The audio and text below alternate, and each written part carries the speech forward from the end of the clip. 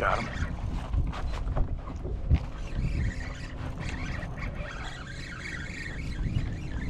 Hey, what's up guys? This is Richard with Salt Strong. Today I'm going to go over a few tips that are going to help you next time you go scouting on a low tide, and also what's going to make your trip worthwhile. Today we're going to be going over where, when, and what to look for when scouting at low tide. So let's get into it.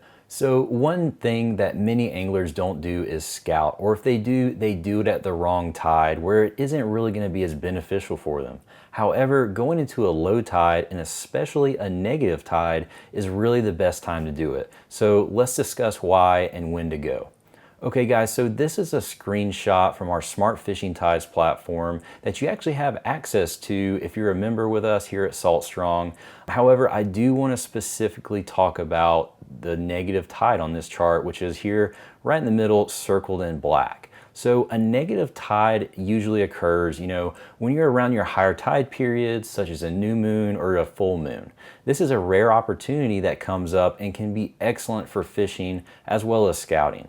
Scouting is really beneficial during these types of tides because you can see much more of things like bottom contour and structure that you normally wouldn't pick up if it was covered in water. And these are going to be areas that you normally fish. So it's a great way to go in and take a look of what type of areas these fish are going to be in.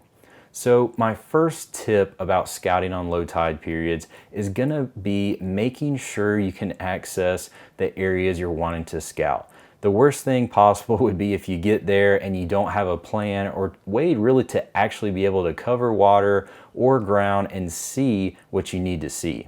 So if you have a boat, for example, that's got a little bit too deep of a draft, you can actually anchor up, whether it's a creek mouth or sandbar, and get out and actually wade in and look at it that way. But a lot of areas have mud and things like that. So what I recommend is bringing a kayak or paddleboard with you in the boat. Then that way you can get out, and it would be extremely beneficial getting to a lot of these areas that normally or otherwise you just couldn't get to during this time.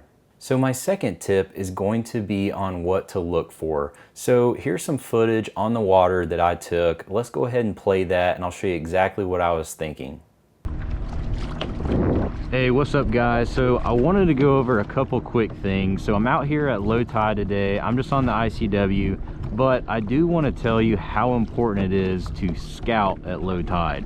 If you ever get the chance, especially like today's a little bit of a negative tide, you will get a ton of information just from seeing the bottom like this right here.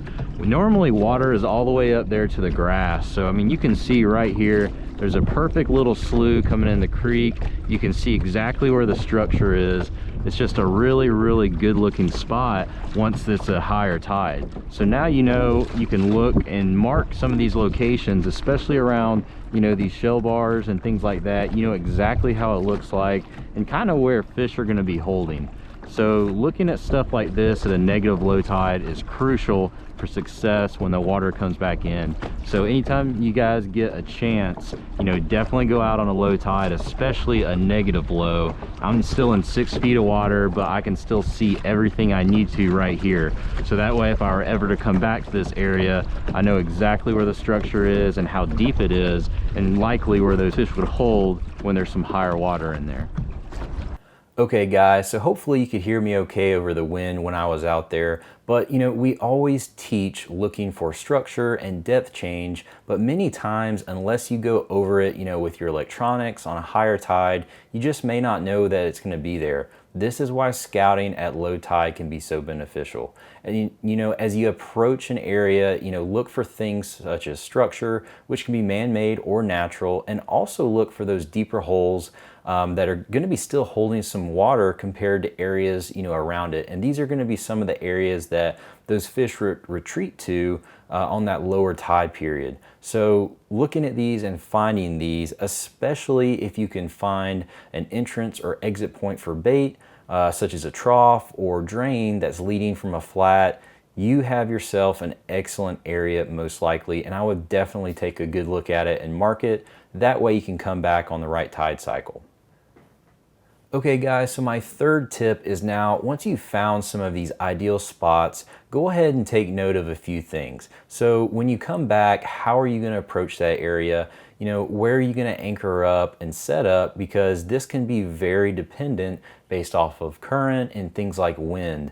And your boat positioning is going to be really key to make sure you're casting at the right angles and all those things for that spot. So definitely that's something that you want to think about. And lastly, what part of the tide cycle will be the best time to fish that certain spot? This may take a little bit of time to kind of figure out, and really just wait sometimes and come a little bit early or a little bit late, but you're going to figure out when those fish are feeding in that area, and then it's going to probably stay pretty consistent over time. So that's something that you really want to focus on once you do go out to actually fish, is what part of the tide cycle you start catching those fish at.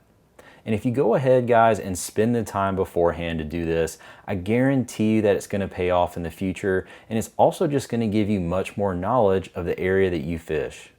Now, I know it can be tough to dedicate an entire day to scouting, but by maximizing your time and going at these lower tide periods and negative tides, they're going to allow you to quickly find areas to fish for the future, or really even later that day. So I really encourage you to be specific and really pick out a spot that has these characteristics I just mentioned, and I promise you it's going to be time well spent. And if you want to learn more about this particular subject and more fishing related content, be sure to check out our Insider Club, where we actually go through this type of information weekly, and you can even get your questions answered by experts.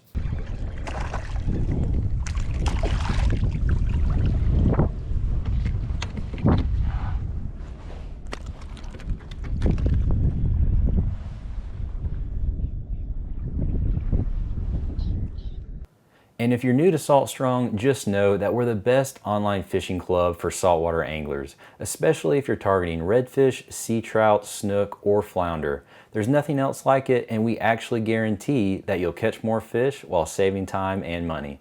We do this with our premium education, the exclusive insider community, and huge discounts on all the tackle that you need. To learn more, go to saltstrong.com. Otherwise, I hope to see you again soon.